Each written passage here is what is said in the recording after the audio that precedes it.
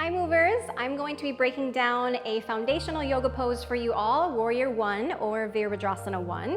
So come up to the top of your mat. I'm just going to be breaking down the right side for you, but make sure that you do try out the left and right. Okay, so taking the left leg back, try to find a safe and maintainable distance between the legs for your body. I think a lot of times we come into this position a little bit too short, so making sure that you find a position where you can feel the legs working and feel the activation of the muscles in your legs. Now, next is to take a look at the feet. So go ahead and align the front heel with about the back arch of the foot, pressing into all four corners of the front foot and especially paying attention to gripping down through the outer blade of the back foot. Now let's align the back foot at about a 45-degree angle.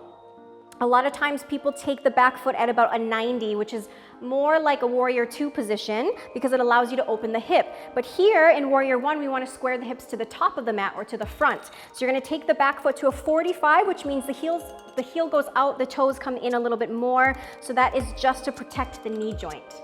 Okay, then once you're here, go ahead and just face the torso and face the hips towards the top of the mat. In order to really activate that, we have to take that right hip, draw it back. So draw that right femur bone back into the hip socket. The left hip comes a little bit forward. So draw the left hip a little bit forward, bending deeper into the front knee, trying to align the front knee right over that ankle. Once you're there, take the inner thighs, just squeeze them towards the midline so you feel that full activation of the legs.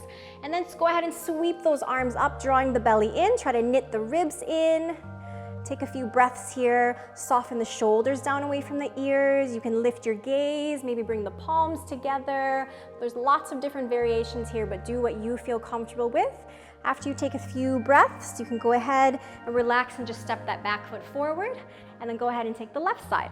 So if you have any questions or comments on this tutorial or this breakdown of Warrior 1, let me know below, and I'll be coming back for more breakdowns for you all.